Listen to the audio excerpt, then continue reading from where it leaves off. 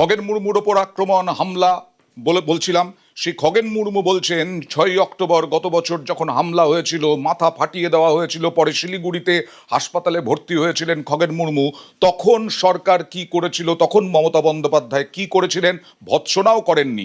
সেই ছবি দেখছেন আপনারা, সেই ছবি আবার দেখাচ্ছি। শঙ্কর ঘোষকে জুতো মারা হয়েছিল, ধাক্কা মারা হয়েছিল, খগেন মুর্মুর মাথা ফাটিয়ে দেওয়া হয়েছিল। আজকে খগেন মুর্মু কি বলছেন দেখুন।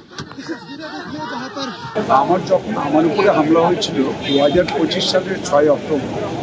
সবাই দেখেছেন আমাকে যেভাবে পাথর ছুঁড়ে মারা হয়েছে, রক্তাক্ত করা হয়েছে এবং আমাকে খুন করার পরিকল্পনা ছিল। সেদিন আমরা দেখেছি মুখ্যমন্ত্রী কোনো রকম ভর্ৎসনাও তো করেননি, কোনো রকম পুলিশকে ক্লোজও করেননি, পুলিশ দাঁড়িয়ে থেকে এই সমস্ত ঘটনা ঘটিয়েছে। আর আজকে এটাই হচ্ছে যে আমাদের মানবিক মুখ্যমন্ত্রী, তিনি সঙ্গে সঙ্গে তৎক্ষণাৎ আজ যে পদক্ষেপ করছেন এবং থানার ওসিকে ক্লোজ করা, তার ভেতর দিয়ে আজ বার্তা দেওয়া মানুষের কাছে, ভয় আউট, ভরসা ইন। আজ ভরসা ইন, এইটাই হচ্ছে যে আজকে প্রত্যক্ষ করছে মানুষ, সবাই দেখতে পাচ্ছেন। এই সমস্ত ক্ষেত্রে কখনো কোনো প্রশ্ন দেওয়া হবে না, কোনো রং দেখা হবে না। আর কড়া মন্তব্য দিলীপ ঘোষের। তিনি বললেন এই যে মমতা বন্দ্যোপাধ্যায়ের উপরে হামলা, তাকে বললেন সমাজ বিরোধীদের সঙ্গে সমাজ বিরোধীদের মতোই ট্রিটমেন্ট করা উচিত।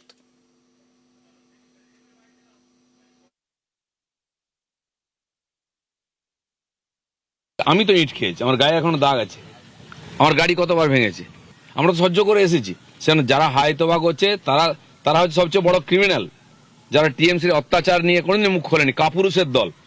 আমরা যখন দিনের পর দিন মার খেয়েছি, 250 লোককে ফাঁসি দিয়েছে, ঝুলিয়ে দিয়েছে, তখন এই মানবতা কোথায় ছিল?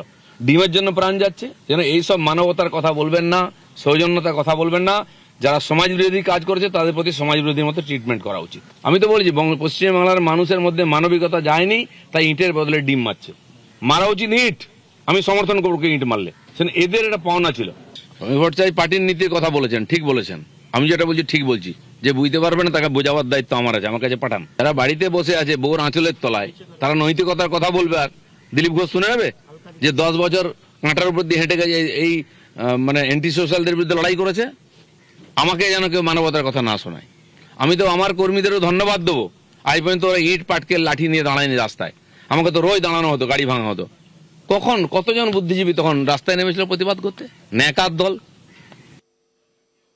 অভয়ের বাবা তোপ দাগলেন, বললেন মমতা বন্দ্যোপাধ্যায় বিভাজনের রাজনীতি করতেন।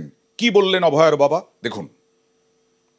সরকার হচ্ছে যিনি প্রধান থাকেন, তাকে সমস্ত সাধারণ লোককে তার নিজের মনে করে দেখতে হয়। কিন্তু আমাদের প্রাক্তন মুখ্যমন্ত্রী মমতা ব্যানার্জি দল জাত এই সমস্ত বিভাজন করে দেখতেন। যখনই জনপ্রতিনিধি তার মানুষের জন্য খারাপ কাজ করবেন, তার জবাব মানুষই তাকে দিয়ে দেবে। সেই কারণে উনি তো আজকে ছিন্ন ভিন্ন হয়ে গেছেন। খুব তাড়াতাড়ি ওনার দল উঠে যাবে। আর এদিকে সোশ্যাল মিডিয়ায় তরজা শুরু হয়ে গেছে। কারা কালকে প্রাক্তন মুখ্যমন্ত্রী মমতা বন্দ্যোপাধ্যায়ের ওপর হামলা চালিয়েছিল সেই নিয়ে কুণালের পোস্ট, কুণাল ঘোষের এক্সপোস্ট, আবার অর্জুন সিং এর এক্সপোস্ট। অর্জুন সিং অভিযোগ করছেন যারা কালকে হামলা চালিয়েছেন তারা আসলে প্রাক্তন চেয়ারম্যান, মিউনিসিপ্যালিটির প্রাক্তন চেয়ারম্যান, কাছড়াপাড়া মিউনিসিপ্যালিটির প্রাক্তন চেয়ারম্যানের সব লোক। আর কুণাল ঘোষ পোস্ট করে জানাচ্ছেন যে এই যে চিহ্নিত করে করে কুণাল ঘোষ যে পোস্ট করেছেন, তার অভিযোগ, তার দাবি এরা সবাই বিজেপির কর্মী। যদিও আজকে মুখ্যমন্ত্রী শুভেন্দু অধিকারী স্পষ্ট বলে দিয়েছেন কালকের পরে আজকে যে এখানে কোনো বিজেপি কর্মী ছিলেন না। কমল অধিকারীর সঙ্গে যে ওখানকার চেয়ারম্যানের সঙ্গে দৌড়চ্ছে, এই দেখুন ছবিটা, এই লোকটাই কাদা ফেলেছে।